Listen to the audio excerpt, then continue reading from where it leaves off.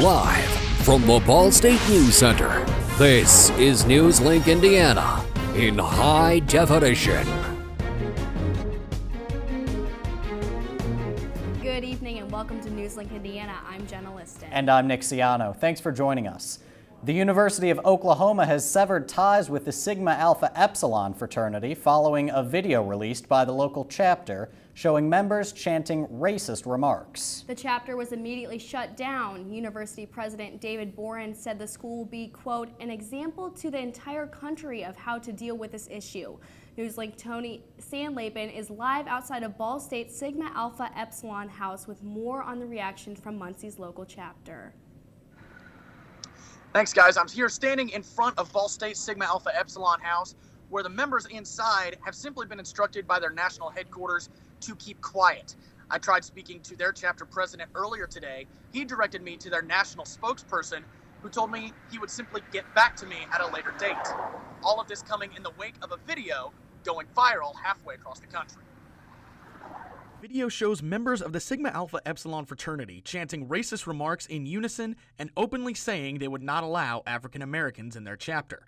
Both the national headquarters and Oklahoma University disbanded the chapter in the days following the video going viral.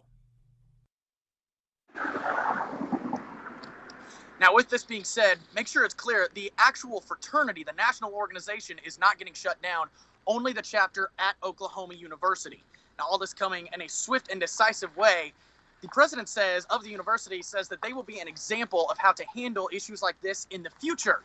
Now, the chapter here at Ball State is not under any punishment. They simply have been instructed by their national headquarters to keep quiet and direct all media questions to their national headquarters. Reporting live from Muncie, Indiana, NewsLink Indiana, Tony Sandley. Thank you, Tony. The Mounds Lake Reservoir proposal has come under fire in a new set of critiques released in recent days by Ball State University experts. The Ball State peer reviews of the recent reservoir plan to dam the White River and create a 7-mile-long lake reaching to Yorktown have found a clear lack of understanding about the geological issues that will be involved. The possibility of sinkholes and caves that could contribute to additional below-dam seepage and cost overruns. Rob Sparks of the Corporation for Economic Development said it was no surprise that critics could find questions yet to be answered in the project as it stands now. If the project does move forward, Delaware and Madison County officials will form a Mounds Lake Commission to carry the idea. Student athletes receive scholarships to cover room and board, tuition, and books. Right now, the major debate across the nation is the personal costs that student athletes are enduring. The idea behind the stipend is that student athletes can use that money for transportation and personal costs. Athletic Director Mark Sandy said getting the cost of attendance figured out at Ball State is near the top of his to-do list. A possible option that Ball State is considering covers only the football and basketball programs, including 110 scholarship athletes, with a total of $335,500 for the cost of attendance. Last month, Northern Illinois University announced that it would adopt a full cost of attendance structure within its athletic department. The Indiana House of Representatives has passed a bill that will increase state funding in 6 years. That state budget includes a $7 million increase to Ball State. This is the first operating increase for Ball State since 2009, according to the Ball State Treasurer Bernard Hannon. Back in 2010, Governor Mitch Daniels requested 7 public Indiana colleges to cut a total of $150 million in their budgets. Ball State cut $15 million, resulting in tuition increase. A draft of increase will be going to the state Senate this month. Well, Jenna, I am definitely loving all this warm weather we've been faced with. I am too. I can get to go to class and not have to wear my big coat outside. So, Adam, can you tell us a little bit more about the weather coming up? Thanks, guys. We have seen a big change in weather. Just last week at this time, we were hardly getting out of the upper 20s. And now, right now in Muncie, we are at 40 degrees. And that's due to this south wind bringing some of the southern states' warmer air into our region. And I'll talk about that more also. Just in the past 14 hours, we have seen sunny skies and a high of 48 degrees and that was actually a few degrees above average for this time of year, and we haven't heard that in quite a while as we've been below average and in the cold months of March. But coming up, I will talk about when you'll want to pack your umbrella this week, as we do have a couple chances of rain, as well as is spring here to stay? All that and more coming up. But first, back to you at the desk. Thanks, Adam. Apple tech enthusiasts are rejoicing as new details emerge today about the Apple Watch. Karen Kaifa has more in our Consumer Watch. After a sneak preview in the fall, Apple finally decided spring was time. The Apple Watch is the most personal device we have ever created. The tech giant unveiled the remaining details about the Apple Watch, the company's much-anticipated foray into the emerging world of wearables. The Apple Watch needs to be paired with an iPhone 5 or later and the newest iOS 8.2 with the Apple Watch app. The battery will last up to 18 hours. Users can make and receive calls, even open a garage or hotel room door with certain apps. There's heavy emphasis on health and fitness tracking and a big focus on style as much as tech. Since what you wear is an expression of who you are, we designed Apple Watch to appeal to a whole variety of people with different tastes and different preferences. Prices start at $349 for a Sport Edition and increase from there depending upon size, material, and watch band. The highest end, made of 18-karat gold, starts at $10,000. It is Apple's first new device category to be unveiled since the death of Steve Jobs. While other smartwatches have failed to drum up much excitement, tech watchers feel Apple's entry was a necessity. Well, it's something they absolutely needed to do. I mean, this is a company that still needs to prove that there's some magic left there. Especially Tim Cook, who's known as more of an operations guy and not a product innovator. Pre-orders for the Apple Watch begin on April 10th. They'll be available April 24th. For Consumer Watch, I'm Karen Kaifa. You know, Nick, I'm not a big watch wearer, so I'm not exactly sure if I'll be buying that expensive Apple Watch anytime soon. I agree. I couldn't really shell out $10,000 for a watch. I couldn't either. He's an Ohio native who is claiming he is a part of this Islamic State. Hear from a man who says he wanted to kill the president, members of Congress, and as many Americans as he could. He's now warning Americans about ISIS. Pretty much a good day for me would be people leaving their hands off of me. I'm always called names. Everywhere that I go, there's always someone calling me names, calling me gay. I've been choked, thrown up against a wall, punched. Nobody's ever tried to help me.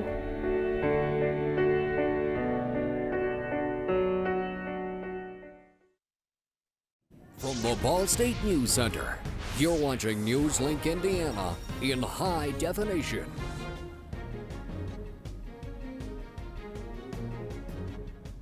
It's a chilling jailhouse interview from an Ohio man who says he wants to wage a war against America.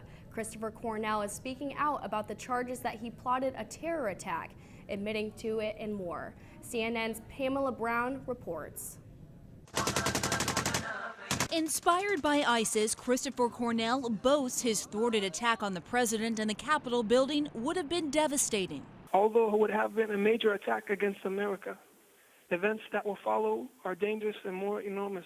In a phone interview from jail with CNN affiliate WXIX, Cornell admits he planned to first kill President Obama, then make his way to the U.S. Capitol, where he would set off pipe bombs and unleash a firestorm on people as they fled the building, shooting them with 2 semi-automatic rifles and 600 rounds of ammunition police say he bought at this gun store in Cincinnati. I would have took my gun, I would have put it to Obama's head, I would have pulled the trigger, then I would unleash more bullets on the Senate and the House of Representative members.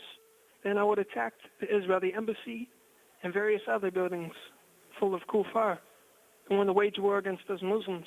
The 19-year-old Ohio man landed on the FBI's radar a couple months ago after allegedly writing about jihad on social media sites. Then with the Islamic State, I have connections with many brothers over there. We've been corresponding for quite some time now, actually. When did you first come in contact with them? I won't say that in specific either. A man Cornell believed would be his partner in the attack was actually an FBI informant. The FBI says Cornell told the informant he was working with ISIS and that U.S. lawmakers were his enemy. The thing is, we are indeed here in America. We're in each and every state. We're here in Ohio. We're here in Ohio. We're in every state. We're more organized than you think. FBI agents arrested Cornell in January. The takedown captured in this image. Just want to give him a big hug and bring him home, because he ain't out to hurt nobody. At first, Cornell's parents staunchly defended their son. My son is not a monster. I'm not just saying that because he's my son. If I thought he was up to something, I would have beat his butt. And I would have been the first one to turn him in. Now, after hearing this interview with their son, they say they're cutting him out of their lives. He now disowns his son. He had no idea that that was what he was all about. He believes us now, and he disowns him. Cornell faces several charges, including attempted murder of government employees. Officials say his case fits the mold of homegrown violent extremist threat of U.S. citizens being influenced by ISIS propaganda online. A Muncie man was arrested yesterday and faces a charge of battery with a deadly weapon after striking an acquaintance with an iron skillet. Norman Barber faces a felony charge carrying up to 6 years in prison. The victim told Muncie police he was sleeping and awoke to find Barber repeatedly beating him in the face with an iron skillet. The victim was later taken to IU Health Ball Memorial Hospital and suffered cuts on his face and injuries to his hand. Barber is being held in Delaware County Jail under a $5,000 bond. A 30-year-old Muncie man was placed on electronic home detention for 6 years after he pleaded guilty of dealing cocaine and possession of cocaine. Reginald Douglas Ivy Jr. was arrested and accused of selling cocaine to an agent for the Muncie Police Department's narcotics unit. The charges Muncie man pleaded guilty to last week stemmed from an arrest in June 2013, after authorities said Ivy had sold cocaine several times over a month-long period. Ivy now faces possibility of being ordered to serve a portion of that sentence in jail or prison. President Barack Obama and Hillary Clinton exchanged emails during her time as Secretary of State. President Obama confirmed he was aware that his potential successor used a private email address for government work. White House Press Secretary Josh Earnest had a few words to say on the issue. The president, as I think many people expected, did over the course of his first several years in office trade emails with his Secretary of State. I would not describe the number of emails as large, but they did have the occasion to email one another. And the point that the president was making is not that he didn't know Secretary Clinton's email address. He did. But he was not aware of the details of how that email address and that server had been set up, or how Secretary Clinton and her team were planning to comply with the Federal Records Act. The records were hosted on a private server registered to Clinton's home rather than a government system. Clinton is likely to address the issue in the next several days at a press conference in New York. Ball State students have returned from spring break and have brought the warm weather with them. When NewsLink Indiana returns, find out if this warming trend will continue. The next 30 seconds can save you a lot of money. Just do your laundry in cold and stick to full loads. Auto-sleep your computers. Plug your gadgets in a power strip and switch it off when you're done. Headed out? Turn back your thermostat by 10 degrees. And drive sensibly. The more energy you save, the more money you save. Find other great tips at energysaver.gov. From the Ball State News Center, you're watching NewsLink Indiana in high definition. Welcome back to NewsLink Indiana. So Nick, over spring break, I went to the Bahamas, nice warm weather, and I think it came back with me to Indy. I definitely think so. Let's toss it over to Adam with the forecast. Thanks, guys. It definitely seems like A lot of those spring breakers have brought back the warm weather here to Muncie, as we are on average temperatures for this time of year. And we see that for most of the United States right now, as last week we saw a lot of Canadian and Arctic air swinging down into the area. But here, look closer to home, right now it's 43 in Indianapolis, 39 in Terre Haute. But right here in Muncie, we are currently sitting at 40 degrees with clear skies. And why it's a little bit warmer is because of these southerly winds bringing some of that warm air up from the south and into our area. And that trend's going to continue throughout this week. But right now, I have been tracking this rain system in the Gulf region that's moving up north right now. And that's going to be our next rain chance for Tuesday morning. As that rain starts to move in, we will remain along the edge of it, so we will see sprinkles here and there throughout the day, and you'll definitely want to bring your umbrella with you as you go to those afternoon classes, and then by the evening, that system will move off to our east. But then for tonight, we are going to see calm conditions with partly cloudy skies, with a low, however, of 37 degrees with those south winds from 3 to 6 miles an hour. And then for tomorrow, we are going to see a high of 49 degrees. However, mostly cloudy skies with that scattered rain throughout the day, which I talked about earlier. Light winds out of the south at 5 miles an hour, and getting less as we go into the afternoon hours. Before your 7-day forecast, Wednesday is going to be our warm day. Sunny skies and a high of 56 degrees forecasted right now. And then for Thursday, still sunny skies. Temperature is going to be in the mid-50s. And then Friday, our next rainmaker coming through with a high of 53 degrees. And then for the weekend, we are going to see temperatures remaining in the lower 50s, but mostly sunny skies, however. And if you look at the low temperatures, a lot of those temperatures we didn't even see as highs for last week. So it looks like we're on the spring edge, and hopefully that will remain around in our area. Great. All right, Ball State's men's basketball team is in Bowling Green tonight for the Mid-American Conference Tournament. NewsLink Sports will have the results from the game and more when we come back.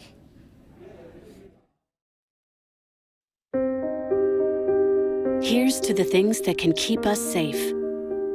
Those we use all the time with hardly a thought. Those that are silently standing by to save our lives. And now, those that we carry with us everywhere we go.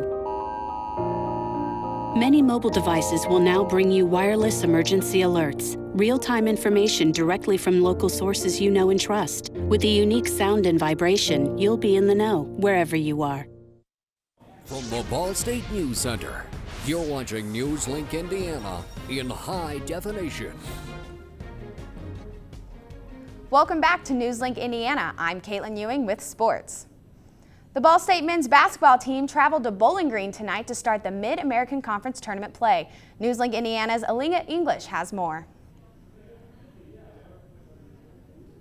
To 75. Ending their season. Hello. Ball State's men's basketball team traveled to Bowling Green for the first round of the MAC tournament. The Cardinals hit the court with high intensity, scoring the first points of the game. But this lead was short-lived as the Falcons quickly pulled ahead, ending the first half 50-34. The Cardinals did not go down without a fight, pulling within 4 points late in the second half. Cardinals were unable to pull ahead, and the final score was Bowling Green 88, Ball State 75, ending their season 7-23. Back to you. Over the weekend, the women's basketball team took on Toledo to win the last game of their regular season. Ball State was victorious over the Rockets, winning 71-55. The Cardinals gained an early lead, not letting Toledo score for nearly 7 minutes at the start of the game. At halftime, the Cardinals kept their lead at 32-21, and they enjoyed their largest lead of the season, 61-39, with 6:21 remaining.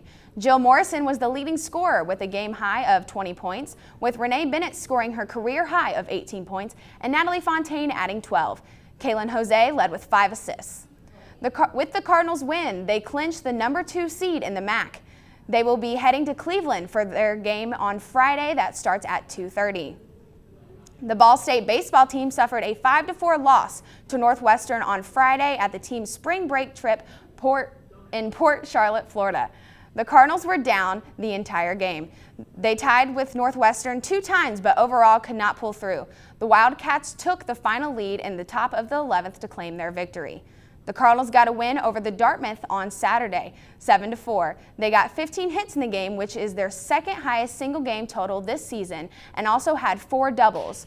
Those hits came from multiple players, making it truly a team effort. During the final game of their trip, the Cardinals lost to Indiana 16-1 on Sunday morning. They fell fast to the Hoosiers, having a no-hitter through 7 innings. Alice Call broke it up, but that wasn't enough. Indiana already racked up an 11-0 lead by the time the bats were connecting. The lone score came from Jarrett James's hit that brought Matt Eppers to home. Ball State is now 7-7 with the season, and their next game is their home opener tomorrow against Miami University at 3.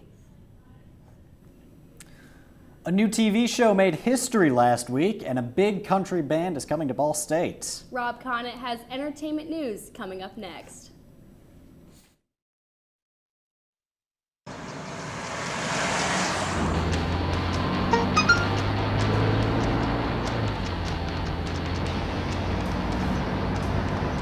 The average text takes your eyes off the road for nearly 5 seconds.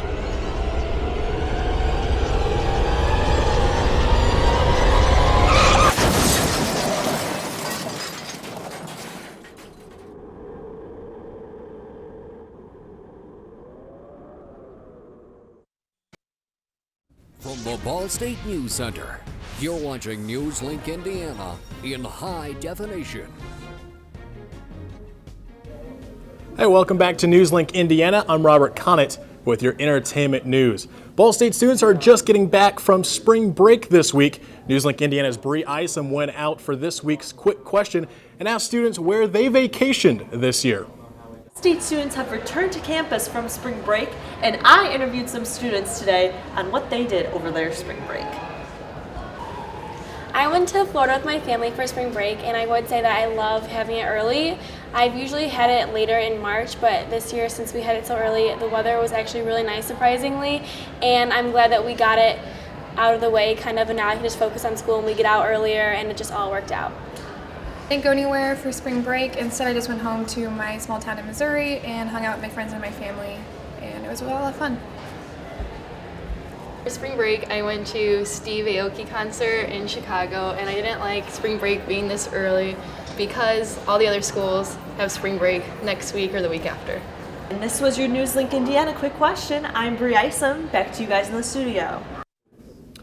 The new hit series Empire made TV history last week. According to Nielsen ratings, the show on Fox became the first TV show ever to increase viewership in its first 7 weeks on air. This past Wednesday night, Empire had 13.8 million viewers and had a 5.2 rating. Now, to put that into context, the last TV show to get a 5.3 rating was the series finale of Lost back in 2010. Some reports are saying that Empire might overtake The Big Bang Theory as the top-rated scripted broadcast series. That's all for your NewsLink Entertainment. I'm Robert Conant. Back to the desk. Thanks, Rob. Let's take one final look at the weather. Right, Adam? Let's do it, yeah. We've had some great temperatures for the start of this week. Already, just looking at last week, we are about 20 or 15 degrees above what we were last week. So for Tuesday, tomorrow, we're going to see those scattered rain showers throughout the day, in the afternoon into early evening with a high of 49. Wednesday is definitely going to be our warm day for the week with mostly sunny skies, a high of 56 degrees. And then Thursday, also mostly sunny skies with a high of 54 degrees. And then Friday, we're going to see some rain move into the area with a high of 53 degrees. But as you've seen with some of the lows just last week, we were definitely well above that for this time. That's all great. Right, that's all for NewsLink Indiana. Be sure to watch us for Cardinal Vision live next week.